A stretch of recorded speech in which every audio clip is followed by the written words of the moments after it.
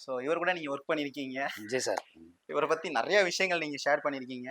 So வந்து இளைய தளபதியா இருந்தாரு. ம். அப்புறம் எங்கள மாரி இளைஞர்களுக்கெல்லாம் தளபதி ஆனாரு. ம். இப்ப தலைவர் ஆகுறதுக்கான முயற்சி எடுத்திருக்காரு. ஸோ இத தலைவர் ஆயிட்டாரு. தலைவர் ஆயிட்டாரு. ம். ஓகே, தலைவர் ஆயிட்டாரு. தமிழக வெற்றி கழகத்தின் தலைவர் அவர் தானே. ஆமா சார். ஓகே. ஸோ நான் தமிழ்நாட்டுக்கே நான் யோசிச்சேன். ஓகே, தமிழகத்தின் வெற்றி தலைவர் ஆயிட்டாரு அவரு. ம். ஸோ அவரு இந்த பாதை உங்களுக்கு எப்படி சார் இருக்கு உங்களுடைய கண்ணோட்டம்? அரசியல் ம். இல்ல சார். அதான் அரசியலும் மத்த எந்த தொழிலா இருந்தாலும் அது அவங்க பர்சனல் இஷ்டம். Okay sir. அவங்க பண்றது அவங்களோட இஷ்டம். அவங்களுக்கு விருப்பம் இருந்தா அதுல வர போறாங்க, செய்ய போறாங்க. Okay sir. எனக்கு என்னன்னா, சார் நடிக்கிறத விட்டுட்டு அரசியலுக்கு போறேன்னு சொல்லி, இதான் லாஸ்ட் படம்னு சொல்லிட்டாரு. அப்படி சொல்லாம இன்னும் 2, 3 படங்களாவது நடிச்சிருக்கலாம்.